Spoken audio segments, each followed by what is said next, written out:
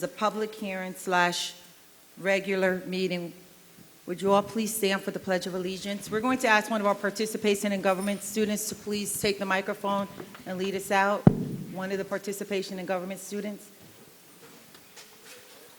Anyone? Everyone? All of you? Okay, great. It's always good when we have courageous students step up. Everyone face the flag, please. Thank you. I pledge allegiance to the flag of the United States of America and to the republic for which it stands, one nation, under God, indivisible, with liberty and justice for all. Before you take the mic, what's your name, ma'am? What's your name and what grade are you in? My name is Aaliyah Bautista. I'm in 12th grade. Excellent. Thank you so very much for leading out.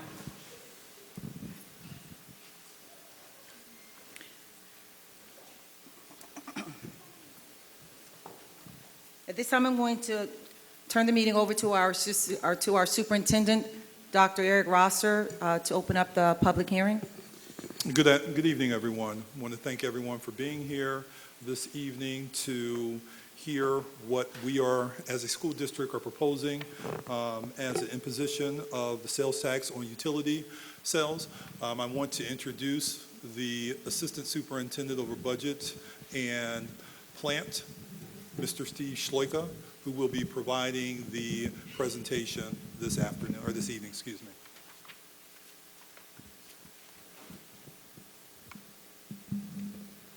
Good evening, everyone, and welcome to the public hearing on sales tax on utility services. I'll go through this very quickly for you all, and we'll take some questions after. The very first item is who imposes the sales tax on utilities and how will it get here to the Poughkeepsie City School District? The Board of Education actually imposes the sales tax on its residents, and currently almost 57 school districts, small city school districts, that is, across the state, impose a utility tax on their residents. As I said, the Board of Education will vote later on tonight whether or not to impose this tax on utility companies that collect tax from the residents. What utilities are taxed? Basically, gas, electric, refrigeration, and telephone services, both landline and mobile services, are taxed. And what we're looking for tonight, just for edification, is a 3% sales tax is what we're looking for, just to be clear. What small city school districts locally in the Hudson Valley already do this and have been doing it for many years? Kingston, Middletown, Mount Vernon, Newburgh, New Rochelle, Peekskill, Rye, and White Plains locally. Why are we thinking about imposing a sales tax on utilities? Well, as you all know, there have been many disparities in foundation aid and aid to small city school districts, especially with the foundation aid formula. If you remember back in 11-12, we had what we call the gap elimination adjustment, which many small city school districts, including Poughkeepsie, lost literally millions of dollars in state aid over the course of almost 4 years. That being said, what we're trying to do as well, the Poughkeepsie City School Districts, like many small city school districts across the state, which I come from as well, have a very low assessment rates on their properties in the city. So there's disparities, and when I say disparities, I mean there's an equity problem, because our foundation aid formula in the state of New York depends on basically where you live. So the more property wealth you have, the more state aid you actually drive, which is opposite in what you would think would happen. So that's why there's so many arguments right now from the regent right on down, right to Division of Budget, of looking at this foundation aid formula. Because isn't it odd that the small city school districts, which have the highest free and reduced price lunch rates, would be getting some of the lowest rates in state aid, foundation aid. So what we do here in this sales tax is also, as they say, it takes a village to raise a child and to educate a child. So in looking at our methodology and what we'd like to be able to do, we want to take a look at a fairer tax, if you will, that encompasses more people than just real property tax owners. Because right now, there are two things that drive our revenue here in the Poughkeepsie City School District and any school district for that matter. It's state aid and property taxes. And our property taxes, we have a lesser ability, if you will, to drive real property taxes and to raise property taxes because of our 2% tax cap. Our 2% tax cap on a low assessment, for example, of an average home here may be $100,000. An average home, say in Spackenkill, may be $200,000. So you can see the disparity that happens very quickly. So that's what we're trying to do here, is to have everyone share in this burden to educate our children. And as they say from Benjamin Franklin, it takes an investment in knowledge that pays the best interest overall. So that being said, I will end our public hearing, and I'd like to say thank you very much. And if there's any questions, Madam President, we'll take questions now. Yes. Questions? Please make sure we have the microphone for you. Please come to the microphone.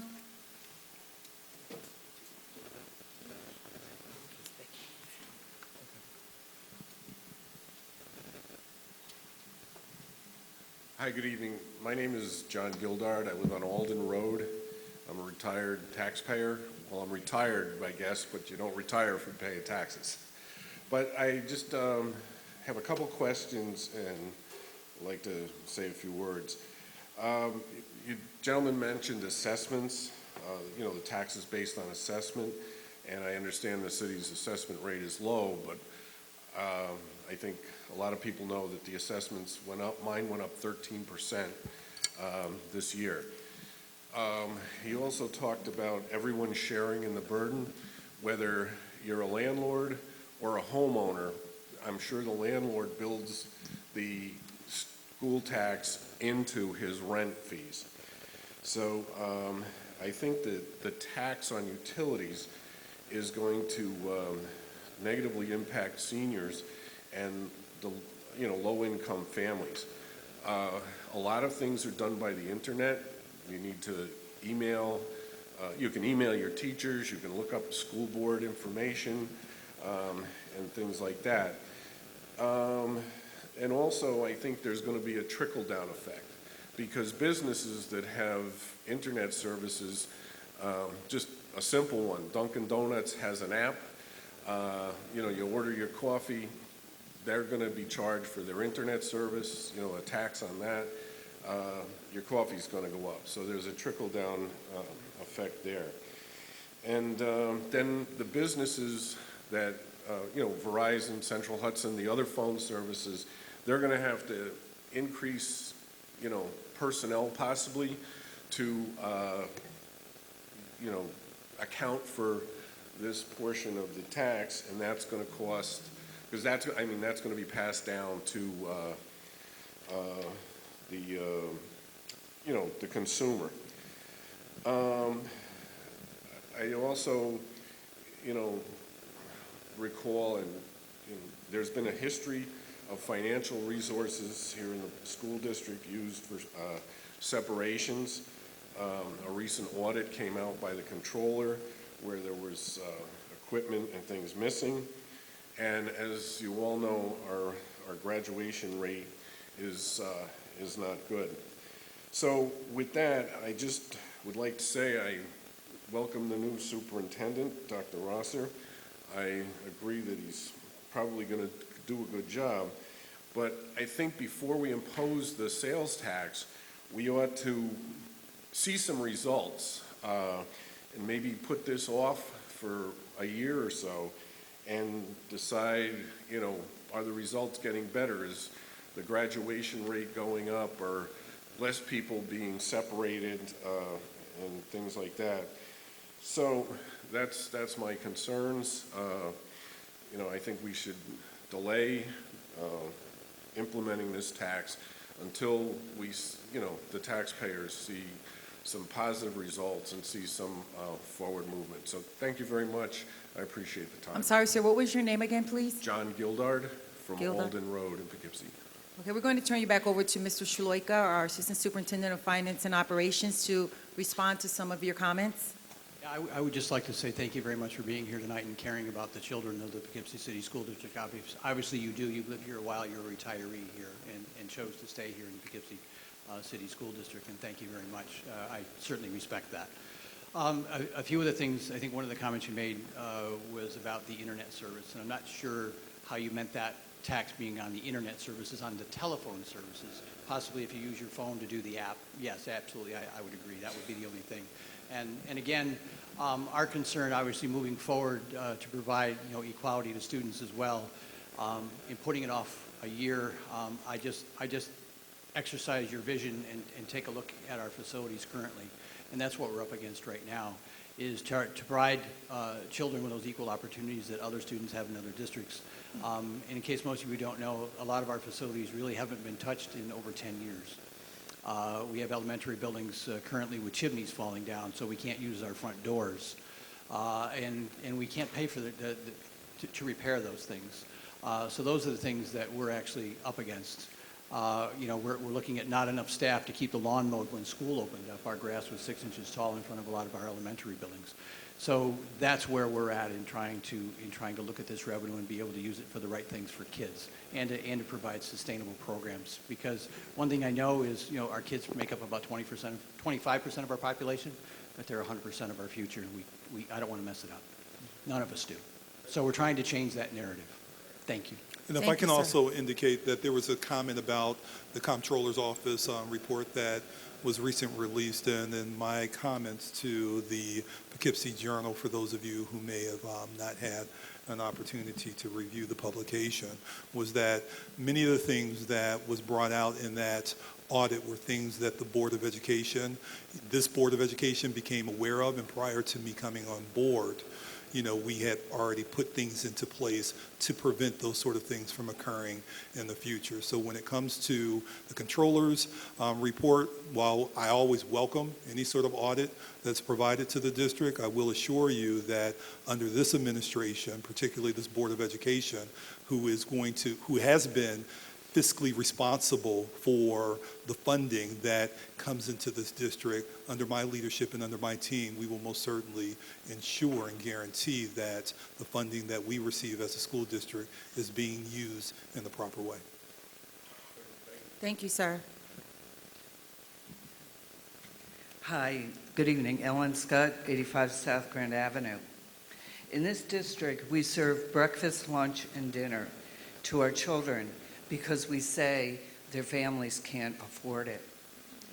None of the areas that were put up on the board tonight have a high poverty rate like the city of Poughkeepsie.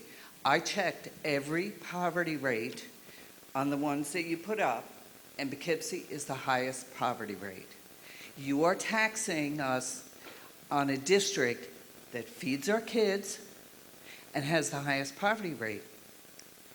I called the Office of the Aging. Let's see, Poughkeepsie has overall a 30% poverty rate. Did anyone check what the senior poverty rate is in Dutchess County, in the city of Poughkeepsie? Anyone? Over 40%. This is an equal thing? Not even close. I will be taxed because I choose to heat with gas. If you heat with oil, you go scot-free. You don't have to pay a tax on oil, but I'm going to be paying. Why? The other thing is, I believe our kids should have the best education. But when money is thrown away to pay for people not to work for a year and a half, no, I will not. And I will be vocal about not wanting this tax. Thank you so very much, Ms. Scott. Mr. Shaloika? Again, I would like to say thank you very much for caring about the children of Poughkeepsie, and I know you do. We've talked many times in the past, and I appreciate your fact-finding and sharing with the public. You're absolutely correct, and one of the things that I would say is you notice that richer districts, if you will, are imposing this tax, and they need it less than we do on the other side of that coin. And that's all I can say, because you're correct, and thank you so much for your comments.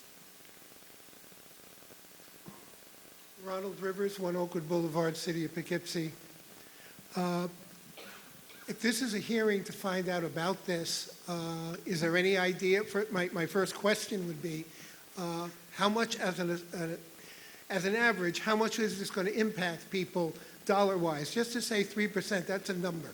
That doesn't mean anything. When people start adding up their utility bills, it's going to start finding out to be just what that number is. The other thing is, what other sources of income are we looking for? What other sort of reductions do we look for? What other sort of avenues do we have for trying to find money? You know, I've had in my head for a while the thought that part of Central's job, almost everybody in Central, of all the jobs you have to do and all the times that and by the way, I taught here for 30 years. I know this district. I know this district very well, and I have three grandkids who are now in the system. And besides the act of that question, I'm losing my thought here. Yes, give me a moment here. Take your time. I would like to see us try to, I would have had a fantasy that part of your jobs as Central should be to try to find other sources of money. There is so much money out there for people who do private grants and things. If you have good specific programs, we can make a great case for being a city in need, as you've described. And when you find people in need, you have a lot of rich people right now who really don't know what to do with their money. And they are giving it away for all sorts of causes if you make the case.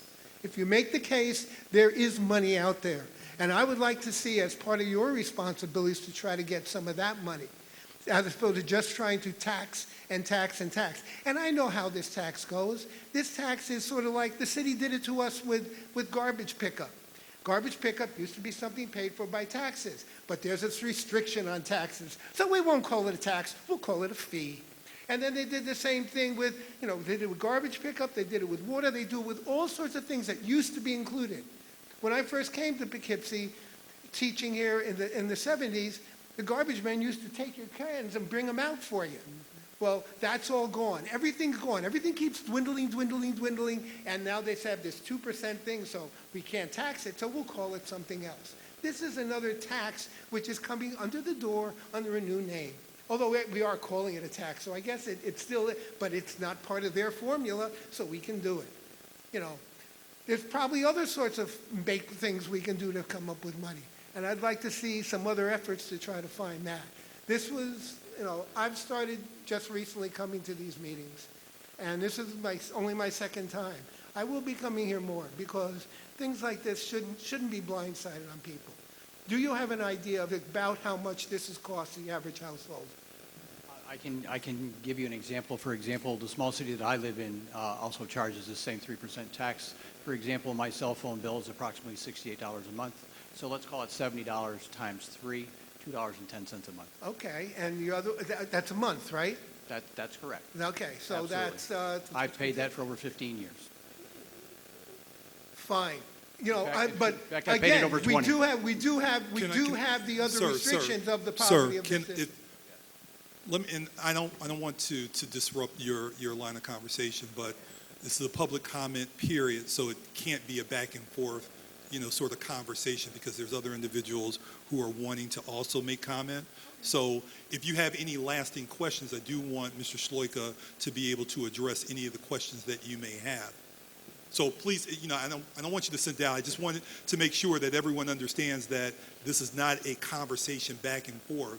Once you make your comments, Mr. Shloika will then sort of respond to provide clarity, which is what we want to make sure that we're doing, okay? And if I can jump in real quick. So there's a number of different things that we're doing to identify additional sources of revenue. Additionally, we're also looking at and reviewing very thoroughly our current expenditures to see how we can streamline things so that we're not spending as much money, and we're also looking for ways, as I just mentioned, to generate more revenue. One of the things that I'm asking the board tonight to do is to approve a position called Director of Grants. I need to have someone on board full-time. It's going to be their full-time responsibility to identify grants, to write for grants, and to manage grants, because as you mentioned, there's a number of dollars out there, plethora of dollars out there that we qualify for, but we currently don't have a mechanism to generate and to identify those revenue sources. So I'm looking for the board to assist us with that as part of our multi-strategy approach with identifying ways in which we can increase revenue so that we are providing a higher quality of education for our children, that we're adding to their experience as students in the Poughkeepsie City School District. And when we talk about our infrastructure, that we're adding to our infrastructure. We want to make sure that all of our buildings, be it internal, be it behind the walls, be it external, are things in which the community can take pride with. But just as importantly, we want to make sure that our students are experiencing their high school, their middle school, their elementary school experience without having to worry about whether or not their building or elements of their building cannot be used because we just don't have the financial resources to quickly and expediently take care of those issues that arise from time to time. Mr. Schlick, if you would again, please, sir, state the fiscal impact, because I think that's critical, because as Mr. Rivers said, and we do commend him, he's as he said, a 30-year-plus teacher here in the Poughkeepsie City School District, so we thank you for being here and for voicing your opinion and for being, always being a part of the solution. I came up under you, and you've always been a part of the solution, so thank you so very much for being here. So, Mr. Schlick, if you could again just reiterate the fiscal, and this is, of course, is relative, but even if you just do your numbers. I can only give you, my example. For example, I live in a small city school district as well, and I've lived there for over 25 years. And I paid the 3% all those 25 years. And like I said, I gave you a quick example of my cell phone bill right now is about $70 a month. 3% of that, $2.10 a month is what I'm paying. Obviously, times 12, about $25 a year in cell phone. Gas and electricity, again, electricity I use, I live in a very efficient house, so I use about $100 in electricity a month. Again, times $2, times 3, you're looking at $3 a month. Again, so times 12, you got $36, and then, so you're looking at average household, for me anyway, for annually, it's about $100 a year, so somewhere in that range. Between gas and my cell phone, because I don't have a landline phone anymore. I don't know if you may. I see you have a cell phone in your hand, but the Okay, average thank home. you. Thank you, sir. You're welcome. Next citizen, please. I'm Warren Jones, North Clover Street. Started off, we look at $100 million school budget, and we look at the deficit in the city of Poughkeepsie from 13 million to 11 million. So if you take 100 million and you subtract 11, right, that's what, $89 million? So my point to that is that the school budget alone can take care of the city of Poughkeepsie, all right, just based on those numbers of the millions of dollars. Now we know that the school system is failing our kids for graduation, the situation at the middle school, the situation at the high school, and at the grade school. So when we look at that and we look at the utility taxes, if we have people who are really on the interest of the people, we wouldn't keep taxing our city, because I'm quite sure everybody here knows basic math, all right? And everybody here knows politics, and everybody here knows pomp and circumstances. And I know one of the main reasons the parents and the teachers should be here, but they're not. But there are some of us who are here diligently. So when you say those things about the utility taxes and the phone bill and the cell bill or whatever, when you got a 30-40% poverty rate here and then higher for the senior citizens, and the fourth highest tax roll in the state of New York, we're higher than White Plains, higher than Mount Vernon, all right, higher than New Rochelle. And this is a poor city. So when you add another tax, right, then you're going into the pockets of the poor. And that's the reality. But I'm going to go back to this. $100 million, all right? And not saying that the superintendent at fault, not saying that the new, the new superintendent at fault, not saying that Felicia's at fault. What I am saying that we need somebody that knows how to manage money and understand accounting and finances so that we can balance the budget in the school and in the city.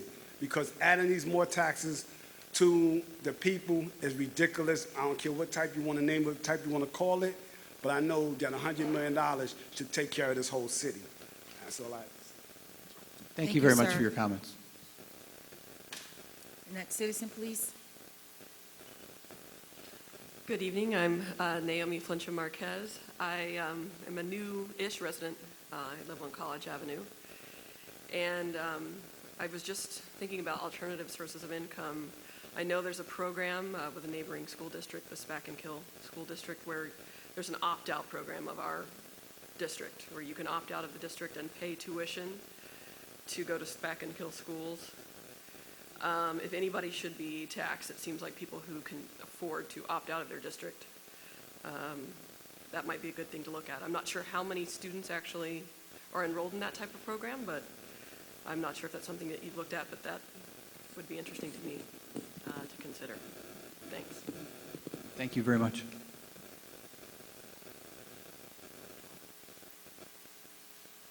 Good evening. I'm Carmen McGill.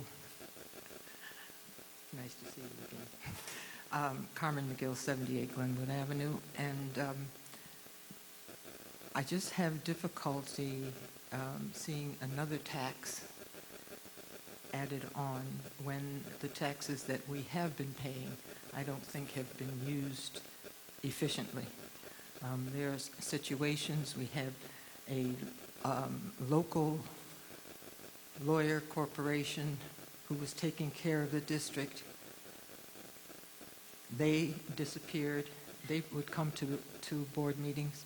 Now we have some lawyer from Long Island, I believe, who can't come to all the meetings because we can't afford to pay them for transportation and time. So I don't know, and the local lawyers knew the district. These new lawyers, 2 or 3 years, I believe it is, they do not know our district probably as well as they know their districts in Long Island. I believe that there are too many administrators and it's top-heavy and we have 47%. So something is not working and we're going to add another administrator to do grants. I don't know, but if these assistant superintendents are able to do grants. And adding another administrator on top of that, to me, just seems to be adding more need when the students need it. The students become pawns in the whole process instead of benefiting from some of these processes. We suspended a principal for a year and a half, 2 years, paid somebody else for that, so that you're paying for one FTE, you're paying double salaries. And you told me that that was by law from the state.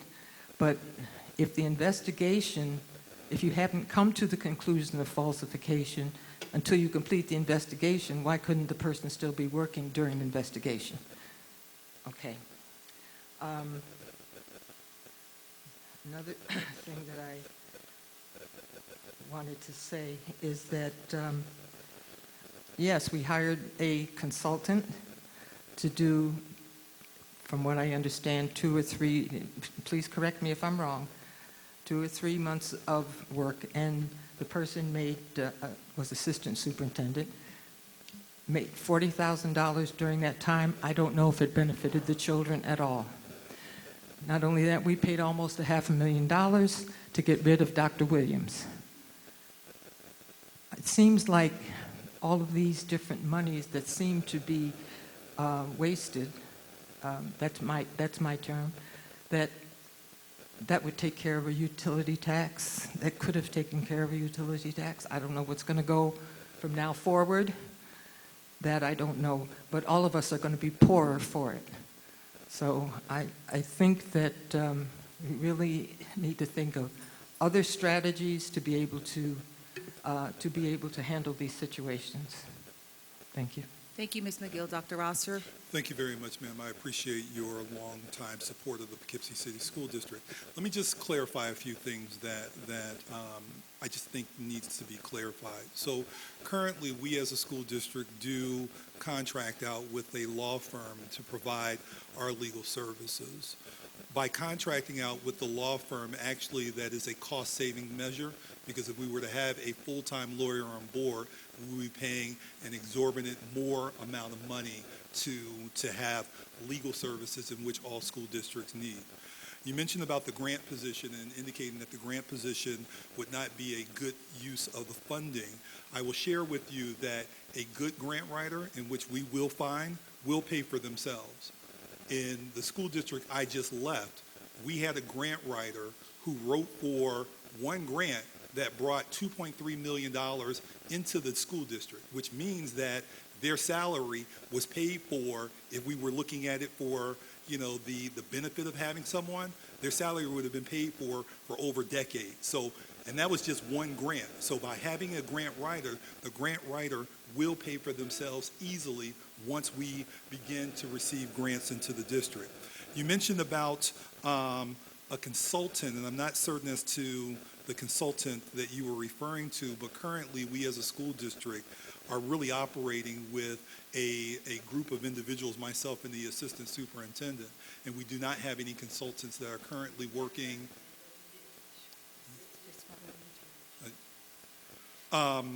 You also mentioned something about the building principal, and at a point in time where the school district was providing a salary to someone who was on administrative leave, we had to do that because, according to our lawyer, we needed to make sure that that person, under their contract, was still being compensated while we were going through the process, which means that we had to compensate the person based upon the contract, as well as employ a person to then lead the school district.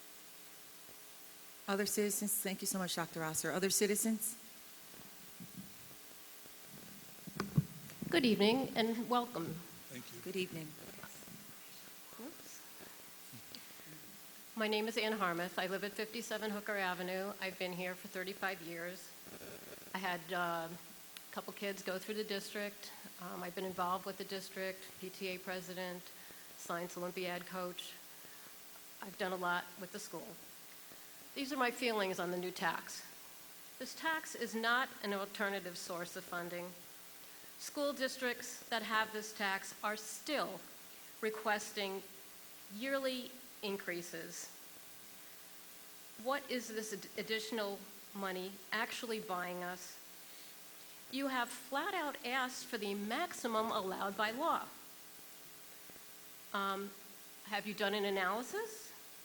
How much do you actually expect to collect? You must have run an analysis to determine how much you're going to get. If you haven't, you're just arbitrarily saying, I'm doing this tax and the max is 3%, and that's what I'm going to get. So there is administrative fees associated with collecting this tax. What are the administrative fees, and who are the people that are getting our hard-earned money? I'd like to see some hard numbers based on all the things that are said tonight. You keep saying, oh, it's only costing me $2 a month on my cell phone bill, and I have very efficient heating, and we live in an old city. Most are heated by gas. There is no insulation in most buildings. Many people, senior citizens, they're going to pay through the nose with their gas bills. I know my gas bill is, at some point in time, on the very cold winters, $900 a month. And 3% of that for the next couple of months, and with no end in sight, is going to be a lot. So where's the numbers? How much you must have, how many people in the city, how many people are going to contribute? Am I going to get X million dollars? Who's taking my fees? How much are they getting? How much am I actually netting? Implementing this tax will set a precedence for Dutchess County. All the schools that you so named are not in Dutchess County. This would be the first district to implement this tax. With a dismal graduation rate, The city of Poughkeepsie is not currently a first choice for home buyers, as everybody knows. And with the only district in the county with this added 3% tax, the city will be even less desirable. I urge you to please look within and tighten purse strings. Streamline administrative procedures, cost cut. The public is not an endless source for funding. Thank you. Thank you, ma'am. Thank you very much for your comments, and if you wondered why we are the only city school district imposing this in Dutchess County, because it's only small city school districts can impose the tax.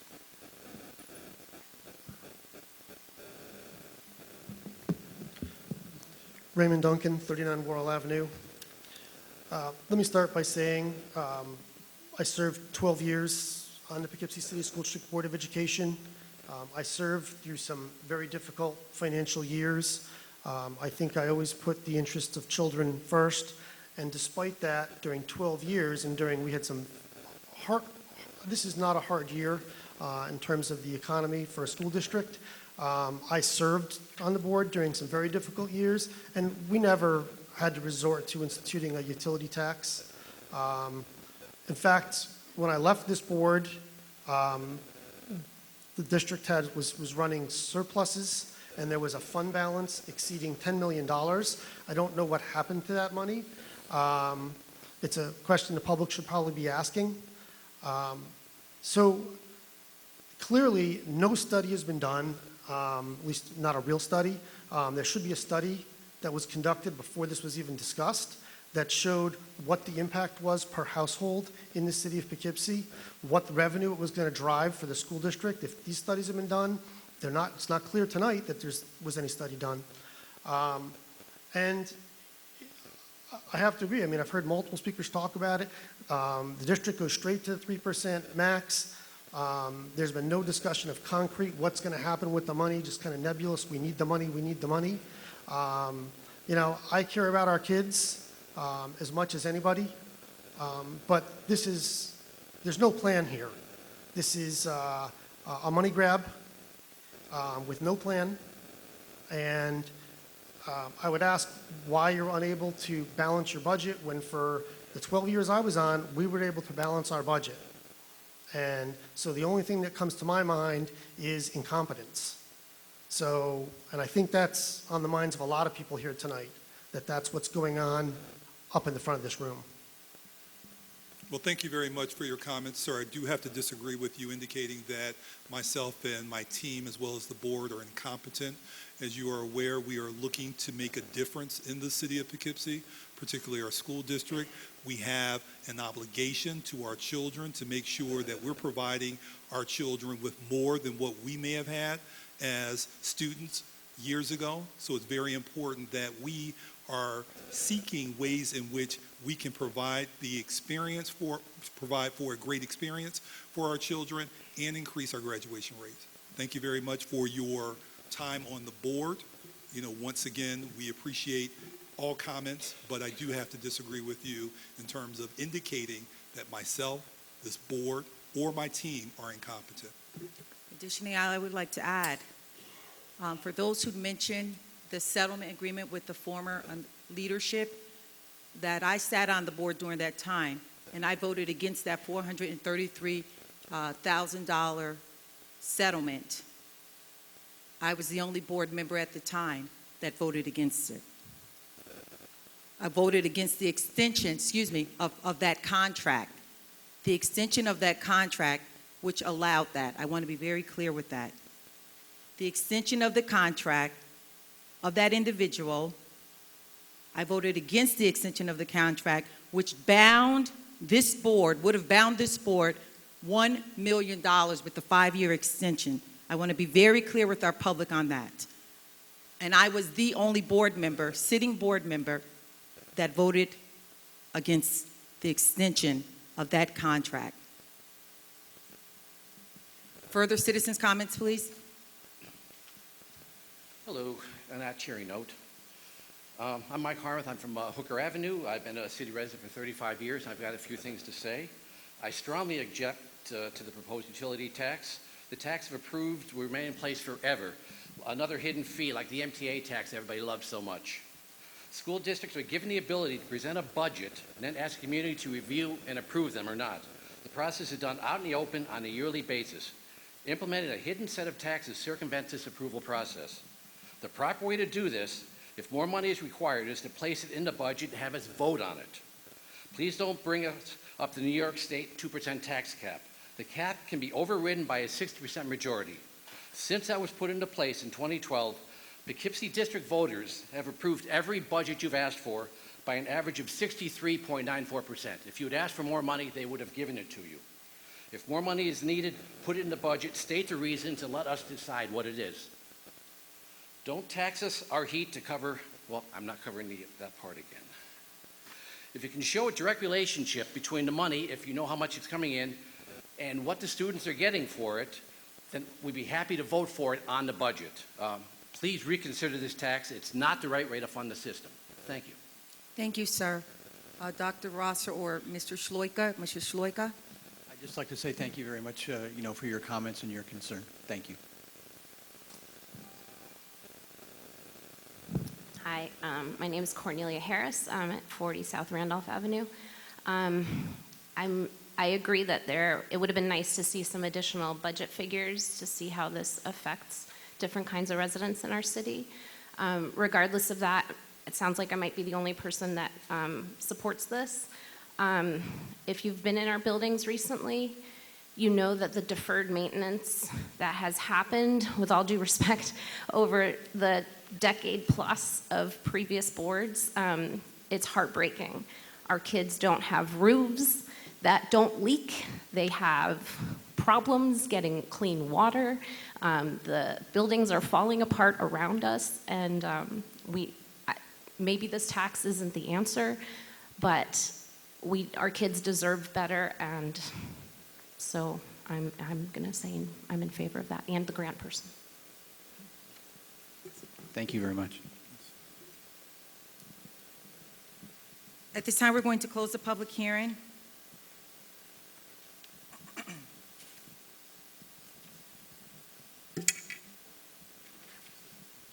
We're going to move to regular citizens' comments. If any citizens would like to come to the microphone, we ask that you please state your name, and you have 3 minutes.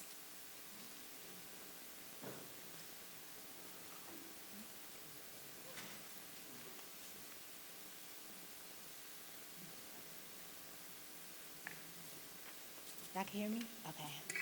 Hi, my name is Destiny Purvis. I'm a senior at Poughkeepsie High School. I'm sorry, ma'am, what's your name? Destiny Purvis. I'm a senior at Poughkeepsie High School, and don't mind me, I might be stuttering a little bit. It's my first time. I'm a little nervous. It's okay, take your time. All right.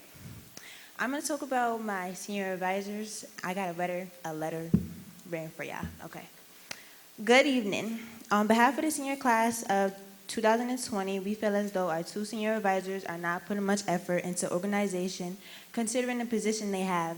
With that being said, we want to advocate for new advisors. Since the beginning of September, we've reminded our advisors about our senior shirts. Even though at first there was a lot of controversy over what we wanted the shirts to look like, we eventually had to come to an agreement last minute. Keep in mind that Arlington, FDR, and Ketchum all had their senior shirts made and handed out by the end of September. The whole first month of school, students in the senior class had to hunt our advisors down about the process of the shirts. For one of our advisors has been promoted, so she already has a lot on her plate. Additionally, sometimes she's not in the building, so it's difficult to locate her to try and sort plans out, let alone the other advisor. Doesn't seem like she really cares about our class. Don't get me wrong, our advisors are both very intelligent teachers who know how to do their job when it comes to teaching. However, we don't think appointing these 2 teachers to be our advisors was the best idea. Last year, some students of the class of 2019 had the same advisor, and they said she barely contributed. The students last year went through the same thing with the senior shirts and advisors not being as helpful as they could be. Therefore, if last year and this year both complain about their advisors, what does that signify for the next years to come? The seniors last year worked together with the help of another teacher and were able to get their shirts on time. However, there's a possibility that this year's class would have been the only high school without their senior shirts for our last homecoming if we didn't rush to get things done last minute. Another reason that makes my class feel like our senior advisor doesn't really care was by one of their comments when she said, if we don't have our shirts by homecoming on Friday, you guys can all wear black t-shirts. That comment was extremely frustrating because it's not fair to seniors. We are aware that we have to come up with ideas and get them approved by our advisors, but for us to be going back and forth from places, calling t-shirt companies, and gathering sizes and money by ourselves makes us question what our advisors are really here for.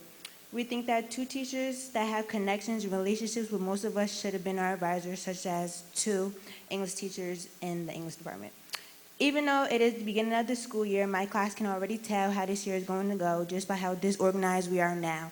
Furthermore, the seniors are going to continue to work together to try to get things done, but if no effort by our senior advisors is continuously shown, we'll have no choice but to ask other teachers for help. Therefore, our advisors will be excluded from having advanced knowledge about our plans in the future. Can I say one more thing? Yes, ma'am. Okay. Additionally, last year's class got to decorate their hallway for pep rally. I'm not sure how the decorations were paid for, but this year our decorations for our hallway were paid out of our own pockets. The day of homecoming, our decorations were taken down when last year had their decorations up for at least a week. We feel as though our advisors really don't care about us, and it shows. This is why some kids in our school, compared to other schools, are viewed as malicious because there's teachers like them that give us no hope. And that's it. Thank you so very much, Ms. Purvis. Thank you so very much. We're going to turn it over to Dr. Rosser. Yeah. So I appreciate you coming and articulating some of your concerns.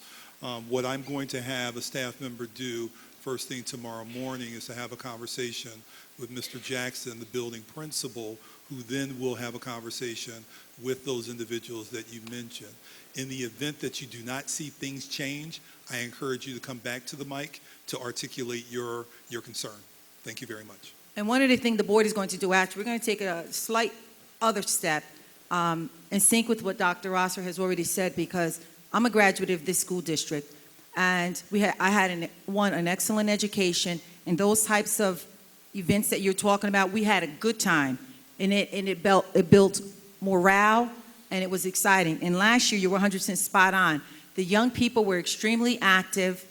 There was a lot that was going on. They had a really good time, and I remember that vividly because many of the board members sitting here would come by and check things out. So we want to definitely make sure, in sync with what Dr. Rosser has already said. One, we want you to give your name. Is that your mom? Let me ask you this. Do you mind if we take her name and her number? Okay. One, and this is Dr. Rosser's big push about that we are champions for, we are what? For children. We're champions for children. So this young woman coming, voicing her opinion, and the board cannot take a stand on exactly what you're saying because we have not discussed with the other individuals. However, the fact that you came up, we're standing with you. We want you to give your number to the board clerk. That's one. And then as he said, he's going to have the principal follow up immediately because, of course, he's the superintendent, so he doesn't deal with the individual building things initially. He gets his report from the building principal. And so I'm explaining that to you so you understand the pecking order. However, your comment is critical, and we're not taking that because Dr. Rosser and I spoke. We were both at the homecoming game, and we both questioned. He questioned what happened with the homecoming court, and of course I didn't know, he didn't know, but it didn't take place at the game. During halftime, let's just say halftime. That's typically when it takes place. And so the board members that were there, which each of us were, excluding one who was out of the country, we were not privy to exactly what happened and who the individuals were. And the frivolity and the wonderful things that build morale and camaraderie amongst the young people, we weren't so sure. A lot of things seem to be last minute. Where the blame lies, the board cannot make that assessment now. As he said, there has to be a discussion with the principal and then to figure it out. And then I can just tell you about this man. He will be on it. He will be on it and make sure that we get to the root of exactly what's going on specific to that, because he takes very seriously not only what adults say, but also what the young people say within this school district. And although he's only been here approximately 6 weeks, I've seen him in action. So if you would please give your name and yes, please, right now. Thanks so very much, Ms. Purvis, and thank your mom for coming through. Who's the little man? Okay, wonderful. Hi, Anthony. Are you a student in the Poughkeepsie City School District? Yes. What school do you go to, sir? He's like, whoa, Morris. Well, I went to Morris. High five for Morris. Okay. Thank you, sir, and thank you, Ms. Purvis. Citizens' comments?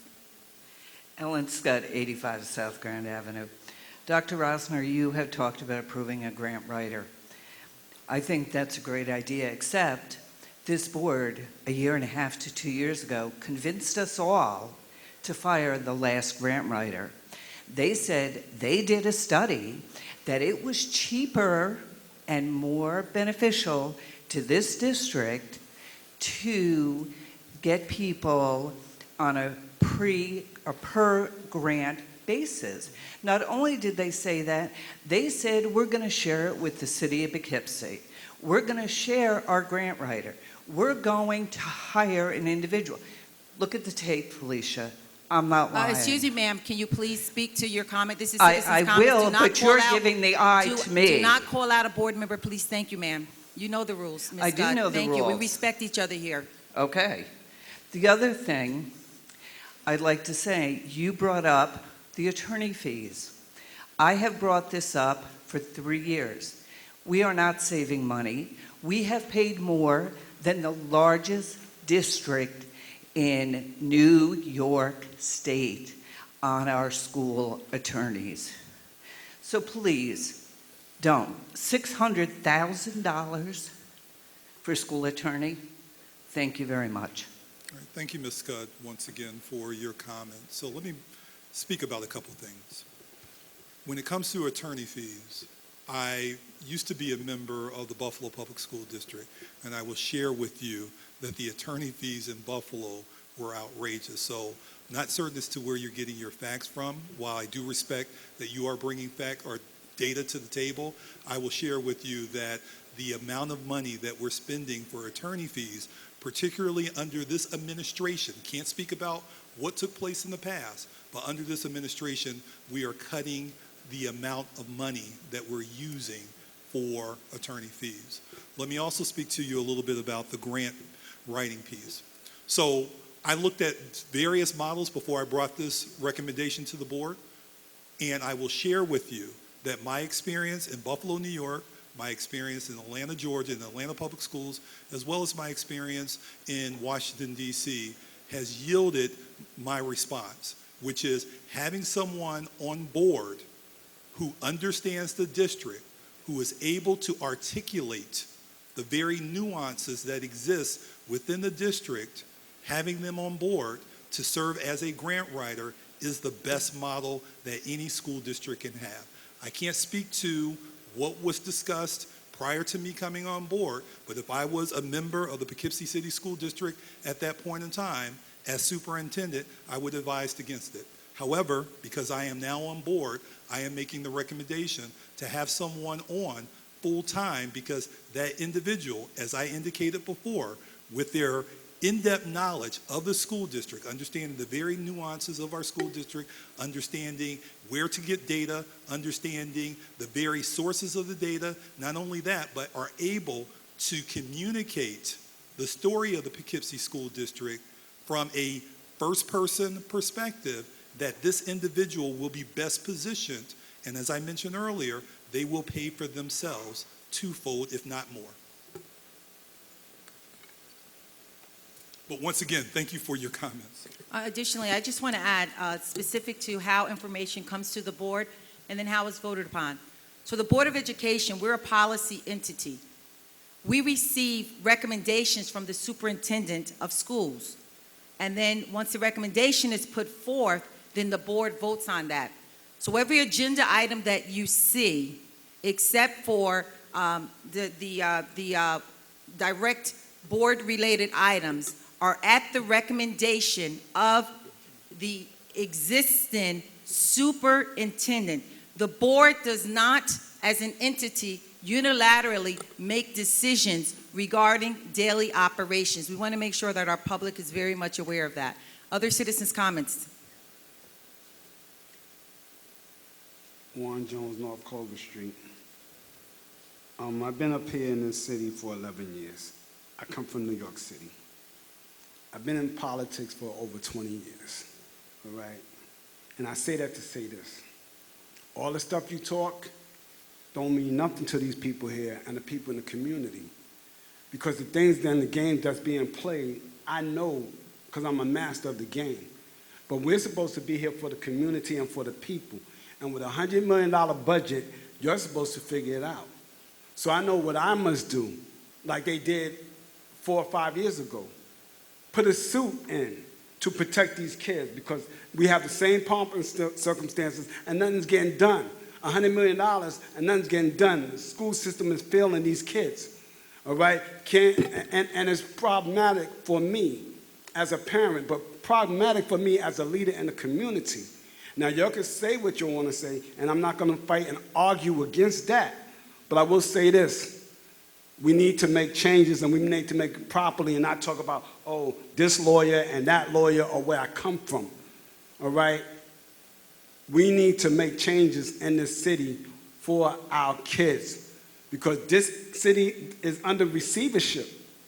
So that means up in Albany, y'all can't handle it, or it wouldn't be under receivership. So let's not play smoke and mirrors and put on a suit and tie and have cakes and cookies when the system is failing these kids, all right? So, and I know you're going to say what you want to do, what you want to do, but we have to look problematically and then deal with solutions. Because until we deal with solutions, we're going to have problems, and these kids are going to fail, and the city is going to fail, and the $100 million can save this whole city, all right? And that's where I stand, and that's where I'm at, and we need to do better. Instead of talking, we need to put action to the plate. I couldn't agree with you more in terms of making sure that we put action behind our words. Let me share with you that as you get to know Eric Rosser, you will know that I'm not about games, I'm about children. And I'm here to serve as the superintendent of schools to make sure that I'm providing greater opportunity and access to our children so that they can achieve success much more than any of us were able to achieve when we were in high school, middle school, or elementary school. So as you get to know Eric Rosser, you will know that I don't put up smoking mirrors. I do not play any games. I got into education because this is a passion. I consider this to be my life's work. And being that it's my life's work, I take everything that I do on a day-to-day basis very seriously because the students that are entrusting me as superintendent are counting upon me, my staff, this board, to make a difference in their lives. Are there further citizens' comments? There being none, I'm going to ask the board if I can allow our participation in government students. They're looking at me. They're like, Miss Felicia, I thought you said we can dip out. You can dip out. Come forward. We are champions for children. And under Dr. Rosser's leadership as superintendent of the Poughkeepsie City School District, you will see change.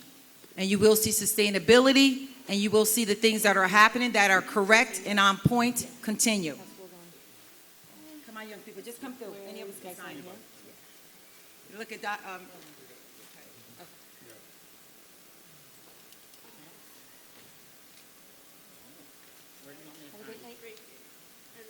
It's not too rainy for you guys, I think. How's school going? Poughkeepsie's finest, right here in front of us. Good luck.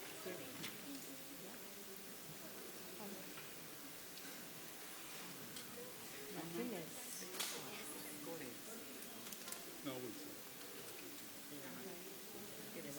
Anybody else? Thank you, dear. Anyone else? Others? We need more signatures? All right, Anybody Mommy. else? Hi there, what are you? Where am I signing? Oh, you printed it out, right? Yeah. You wrote it out? Do you want me to sign, or you're waiting? Thank you, Mommy. Take care. You guys get home safely and do well in school.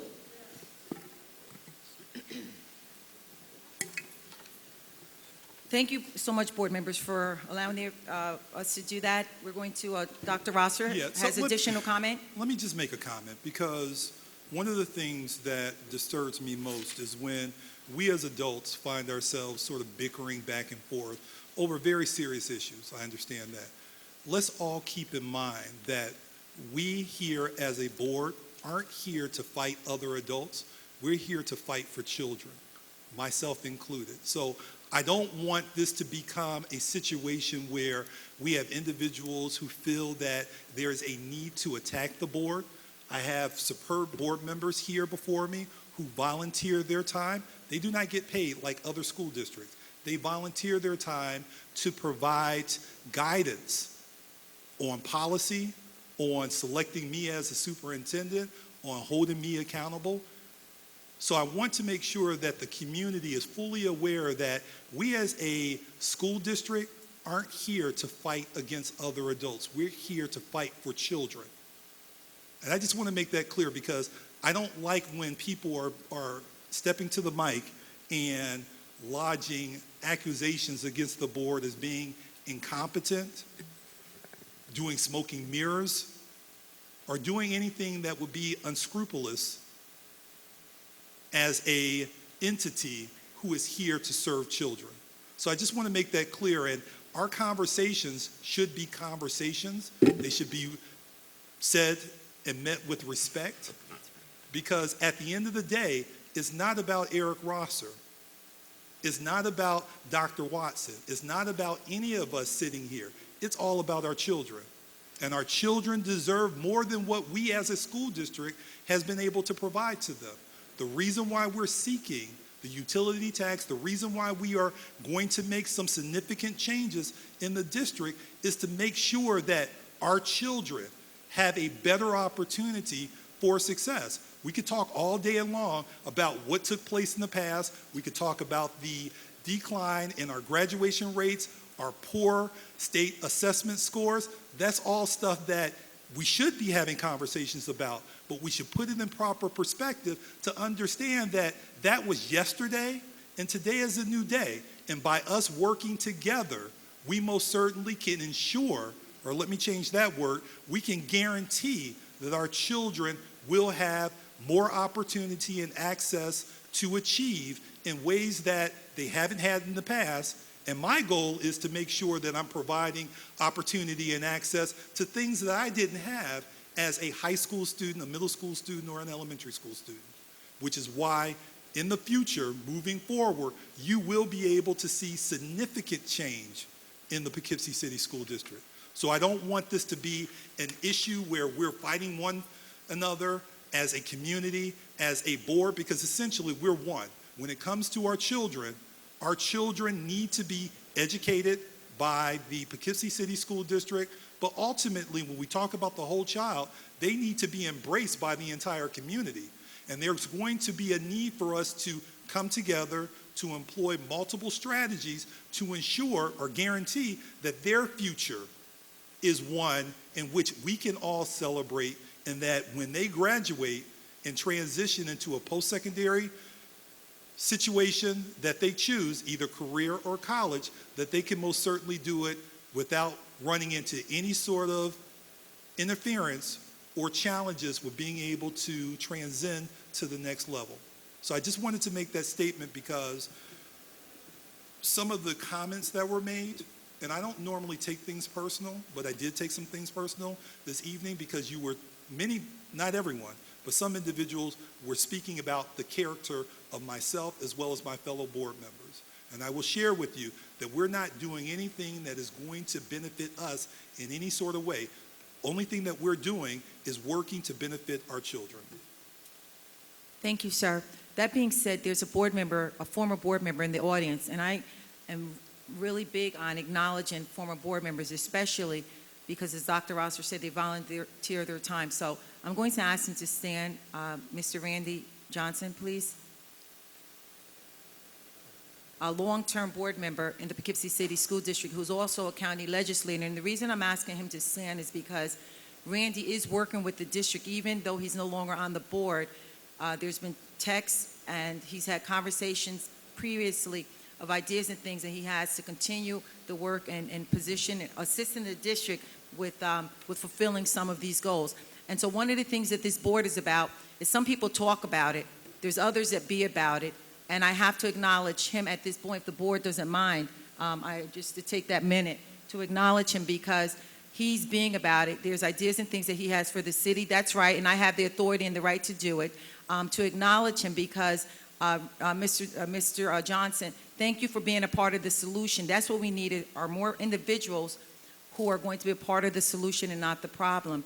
And expressing issues and problems, that's not, the board respects that, the board expects that, but then we expect individuals then to step up and then to do things that are to be a part of the solution. So we want to commend you for, one, serving on the board, volunteering your time, and then two, as a county legislator and as a citizen of the city of Poughkeepsie, talking about ideas that you have on, even with the, in other avenues of things that you're going to do and assist with. So thank you, sir.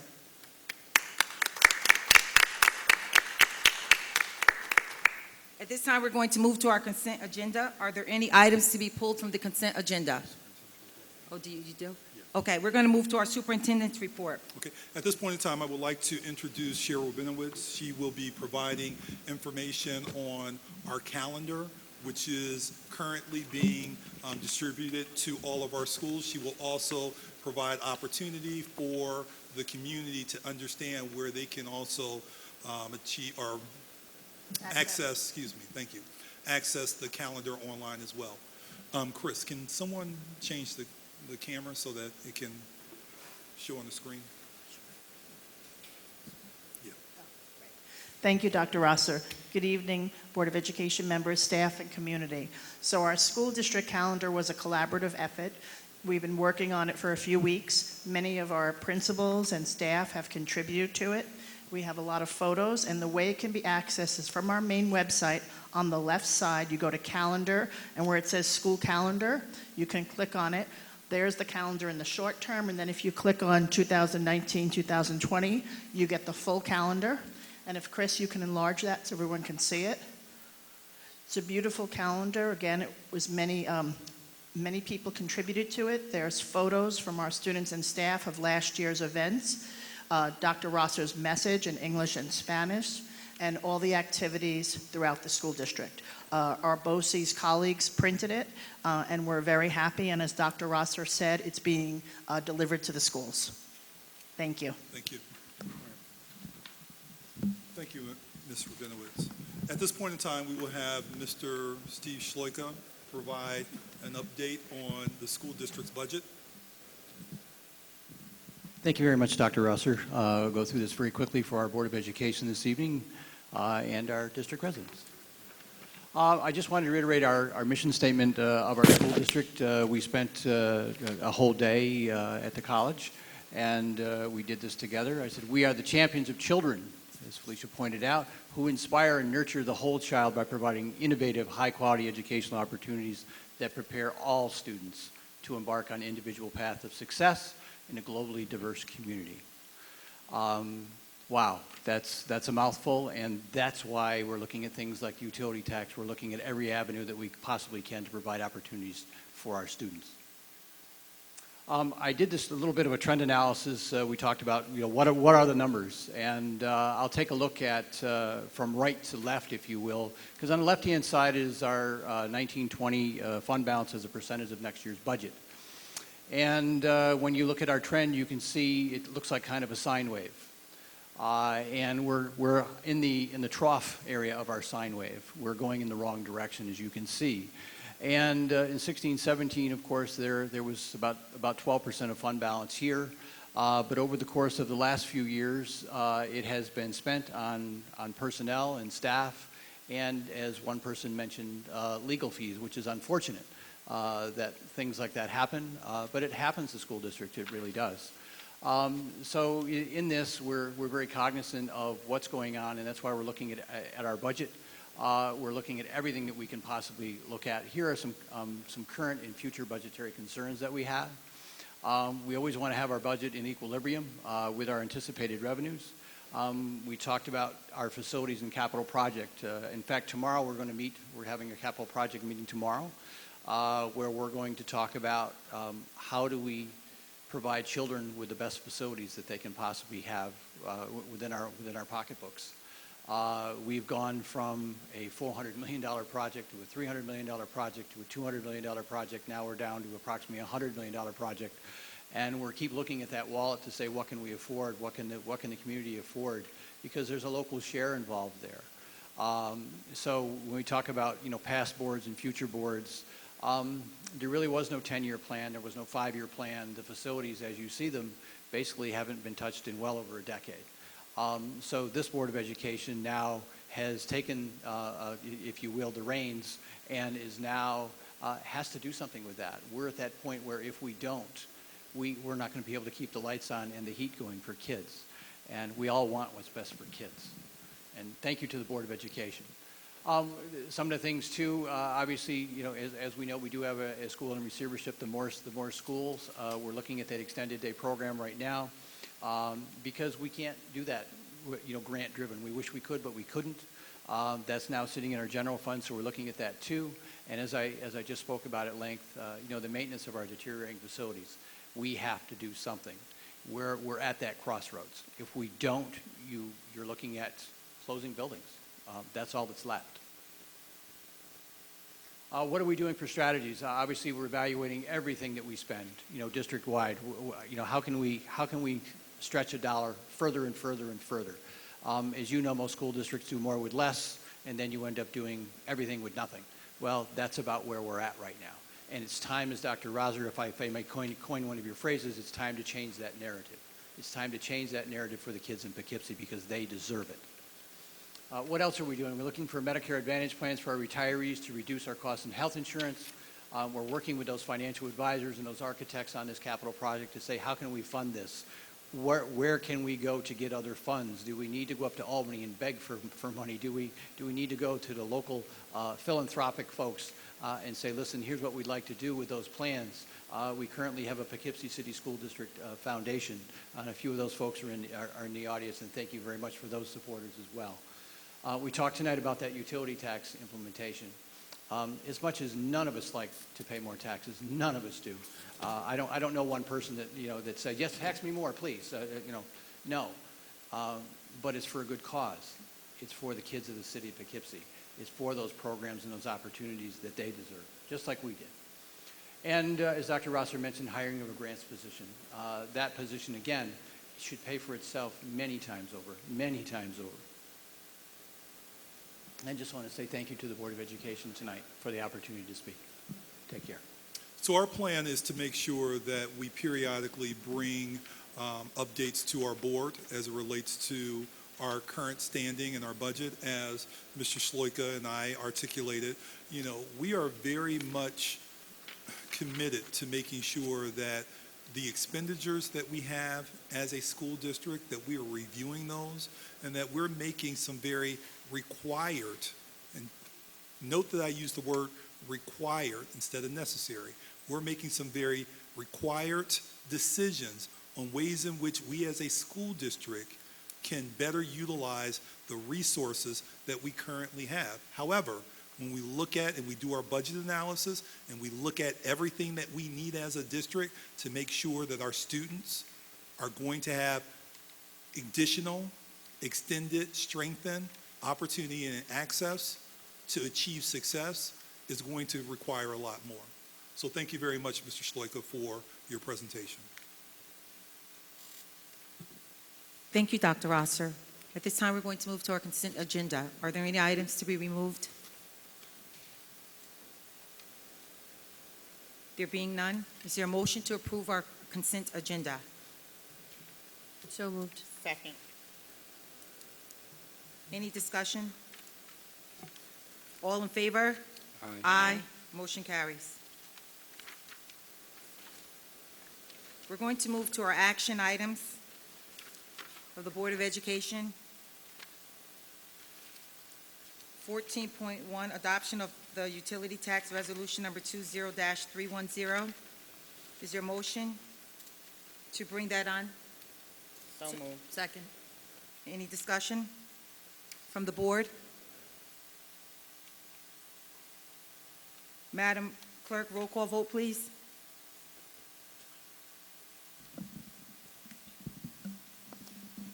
Dr. Reeser? Yes. Mrs. Long? Yes. Ms. Long, I'm sorry. Mrs. Michelle Leffert? Yes. Dr. Watson? Yes, motion carries. Is there a motion to approve? Okay, that's the only. Okay, and we're going to move to walk-on items. Can we please pull them up so that our citizens, our community members can see them? Is there a motion to walk on resolution number 15.1, 15.2, and 15.3? So moved. Second. I know there was some amendment that was needed. Did we get that? Did we have that information there? Yes. Board Clerk? Yes, we do. Excellent. So if we pull them up so that our citizens can review them?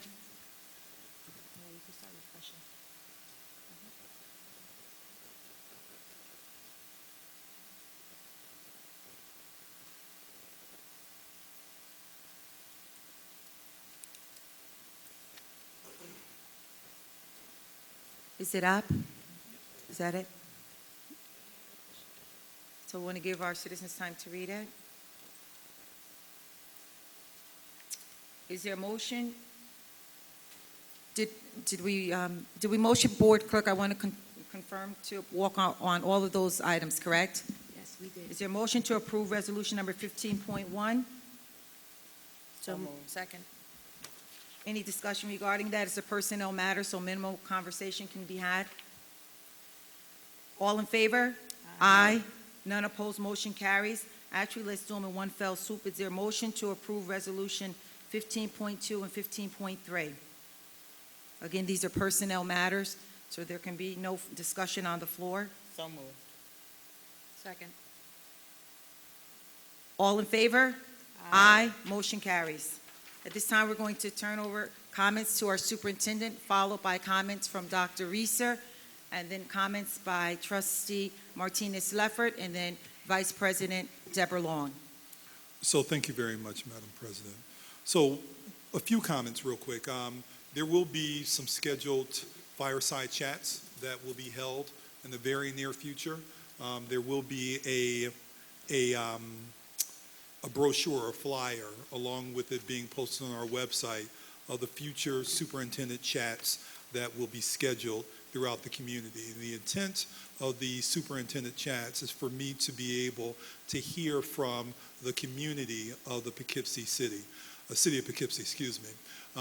I want to make sure that as I am coming on board as the superintendent, and this is my second month that I am superintendent, that I'm hearing from the community. So as I am working to develop, along with the board, a strategy for us to be able to follow to achieve our goals, that it is informed by the community. So these community fireside chats will be available for individuals to come and share with me what their vision is for the school district, ways in which we can enhance and strengthen the services, programs, the academic curriculum for our children.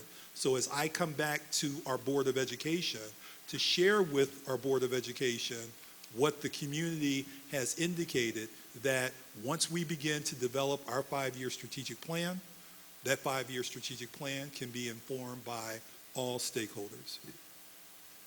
Thank you, sir. Are there further comments? Dr. No, Rosser? No, not at this point in time. Dr. Reeser? Excited about the school year. The City of Poughkeepsie School District is not failing my daughter, Sophie. She's having a fantastic start to her fall semester. Loves her teacher, loves her classmates, can't get enough of the playground. We're there for an hour, half an hour after every day. She loves her school so much she doesn't want to leave it. Her Krieger School PTA has a new president, and I want to give a shout out to Antoine Babb, who's recently elected president of the Krieger PTA. Antoine is a fantastic sort of servant of the community. He does amazing work. with SNUG, an outstanding organization. He's a champion for children in the city, and now in the PTA for the school district as well. So a shout out to a friend of mine, Antoine Babb. I wanted to relay a concern that came to me actually from Cornelia Harris, who I'm not sure is still here. She made comments earlier on a different matter, and she didn't have time to make this comment. So the sort of question that she had, which I'm kind of relaying to the district. And it was sort of a general question. What training have the staff who were employed by our partners in after-school programs? What training have those staff, who are not our employees as a district, they'd be employed by nonprofit organizations who we partner with for these wonderful after-school programs, what training have they received for emergencies, right? An emergency could happen at any time. Could happen before 2 p.m., could happen after 2 p.m., right, during that 2 to 5 period. Obviously, PCSD staff, teachers, administrators, et cetera, have received training for active shooter situations, emergency simulations, et cetera. But those staff who are running the ELT programs, for instance, who belong to other organizations, may not have participated in those trainings, right? And they may find themselves, insofar as they spend a fair amount of time, so sort of a general question, and maybe more of a long-term matter in terms of our contracts that we sign with these organizations for the services they provide, right? Perhaps those organizations need to assist in the process of having those staff trained up appropriately. So it's kind of a general question. It came from Cornelia Harris. I wanted to give her credit, which I sort of want to relate. We're excited about the school district. We're looking forward to the future, onward, upward. And that's all I have, Madam Board President. Thank you. Thank you, sir. May I address the question? Yes. So thank you very much for the question. I wish that Ms. Harris was still here, but I'm pretty sure that she will either hear word from other community members or she will simply look at the video of this meeting. So each of the organizations in which we contract out with do have an obligation to make sure that their staff members are trained. What we have not done as a school district is to invite them to a training where we can then train them on our procedures and protocols. Now, this is what we have not done heretofore. However, I will share with you that conversations that I've had with Assistant Superintendent Hodge, we are planning to make sure that we're inviting all of our community-based organizations to have an understanding of our policies, our protocols for addressing any sort of challenges that may occur during the after-school program. Please also keep in mind that in each of our after-school programs, they're not void of Poughkeepsie staff members. We do have Poughkeepsie staff members who are working each of our after-school programs who are there to provide support and guidance to staff members who may be a part of these community-based organizations. In addition to that, Thanks, Dr. Rosser. yes, in addition to what Dr. Rosser said, through the SAVE legislation, the Safe Schools Against Violence in Education, there's a mandate that they do receive training if they're a school, if it's a school, even in the after-school arena. And then also, if they're a community-based organization, through the Office of Children and Family Services, through SAC, which is school-age child care regulations, they also have to be trained. They have to do drills. There are specific drills that the SAC regulations outline, and then the SAVE legislation outlines specific drills that after-school programs have to abide by. So that is something that they are privy to, and as Dr. Rosser said, the school district is taking a more concerted effort to ensure that this is being followed. And this is not only for the Empire State Grant, for other grants too. The state has taken a more comprehensive compliance approach to ensuring that even in the after-school arena, that emergency management and emergency preparedness is in place. So those things are mandates by law, as well as Dr. Rosser said, and I know that he's mentioned this recently, because we just recently approved the these programs, that there will be a time frame in order for these programs, whether they're community-based organizations or whether they're through the school, that they receive emergency management and emergency preparedness training. Thanks, Dr. Trustee Martinez Leffert. So I just have a few comments. The first thing that I want to discuss or bring up is grades and comments for progress reports.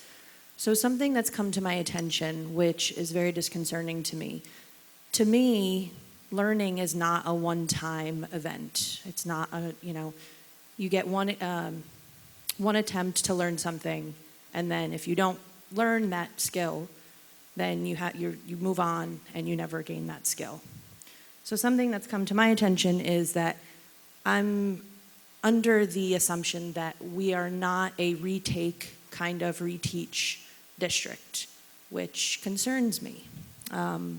As everybody knows, I have 2 children in the district, and one of my children, she has some learning difficulties, and it's been brought to my attention that if she doesn't learn something, that, that's it.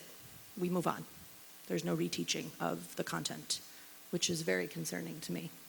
Also, the progress reports, now that my child's up at the middle school, I have a little bit more knowledge about what's going on up there, and it's come to my attention that teachers do not have to make comments on progress reports, which I find concerning also. Also that some teachers make blanket comments. So it's like every kid gets the same comments, which, well, what about the individual, right? They all are different. A couple other comments that I have to make are about, so I noticed that the ELC is having the trunk or treat event, which is happening the day before Halloween, which sounds like a really fun event. It's from 4 to 5. There's math night at Krieger, which is October 24th. And I did attend homecoming and Friday Night Lights. It was my first time. I've been to Friday Night Lights, but I usually get there late because of stuff we have to do Friday evening. So when I get there, kids are usually gone or leaving, whereas when I was there on the night of homecoming, I was astounded by how many kids were there. And they had so many games. They had huge life-size checkers boards and like an indoor basketball game. They had air hockey, ping pong tables. I mean, it was really quite exciting. And there were so many kids that were standing around the pool. They really wanted to get in the pool. They were waiting for the swim meet to end. And the game was great. I mean, we lost, but it was still a lot of fun. And that's all I have to say. Vice President Long? I'm just going to be very brief. I'm a little tired.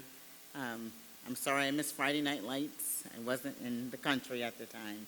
But what I do want to say is thank you to all who came out. I don't even know what the event is called now. I'm so tired. Thank you. Autumn in the Park. We had a really great time, lots of people. I really enjoyed myself. I want to say I'm glad to be back on one sense, and in another sense, I'm glad not to be here. I just left 90-degree weather. I have flip-flops on. I apologize for my appearance, and I am up here freezing. So with that said, I just want to say welcome back. I'm getting ready to get back into the Friday Night Lights and everything else that I'm doing. I'm looking forward to the construction facilities and construction meeting tomorrow.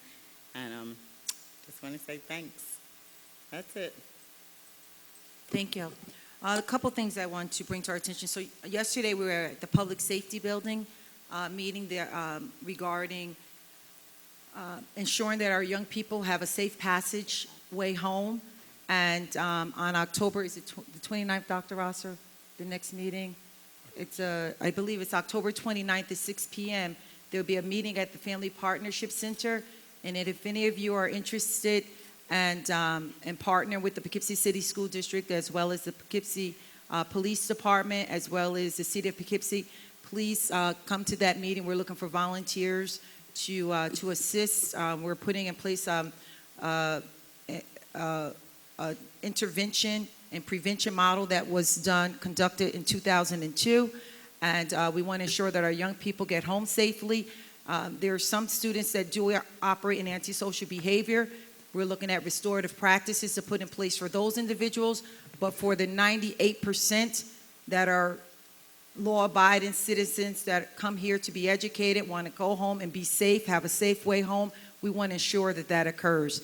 So if anyone's interested, and please tell your friends, your associates about the meeting on October 29th at the Family Partnership Center.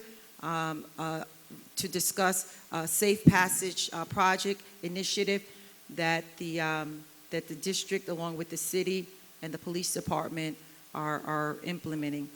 The other thing is on this coming Saturday, 10:30 is line up, 11 o'clock. For those of you that are anti-domestic violence, the Grace Smith House is having a huge parade. The Poughkeepsie City School District and our students will be participating, and we encourage you to come out to support that. The district, for our 4,300 students, we are really focused on ensuring that our students are in safe homes, and anything that we can do as a district within our constraints, we want to push and ensure that that happens. And one of the things is that we partner with Marjorie Smith at the Grace Smith House in this initiative on anti-violence prevention. I too was at the football game, the homecoming game, and here's the lesson. Our team may not have won any game to date, but there are life lessons that are taking place every single time those students walk on the field.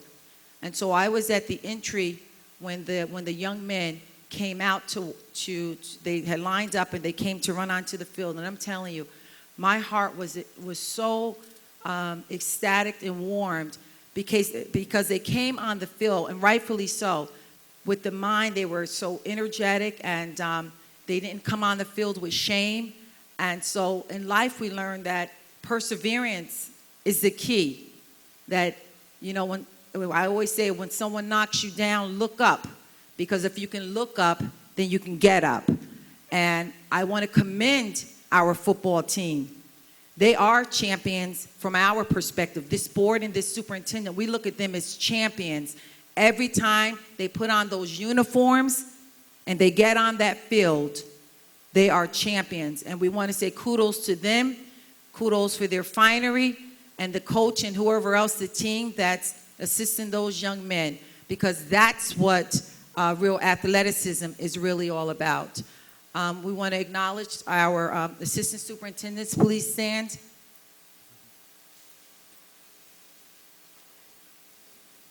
And Mr. Hodge is not here. I didn't realize it, but his father passed away. And so we want to have a moment of silence with our assistant superintendent standing for the moment of silence.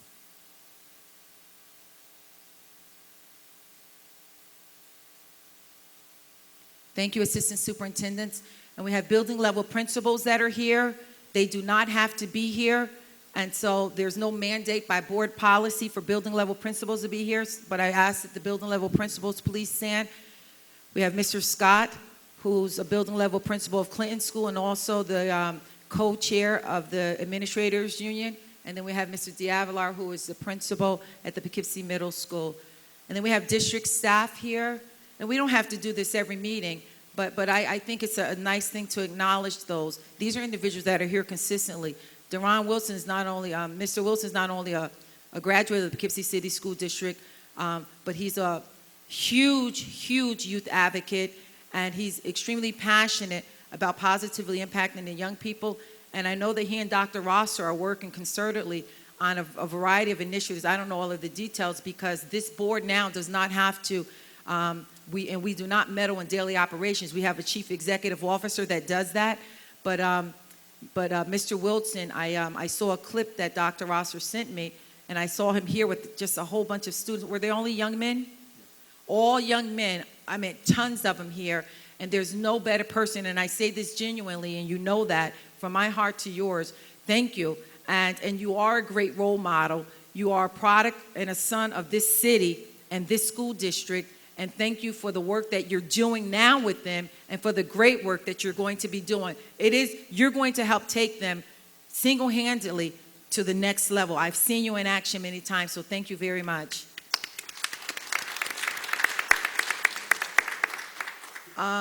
And then we have Frank Taylor. I see him here today. I just want to acknowledge him. Frank does everything. I remember when Dr. Rosser first came on board, Frank, who also graduated actually in 1980. Was it 1980 you graduated? And he works for the school district.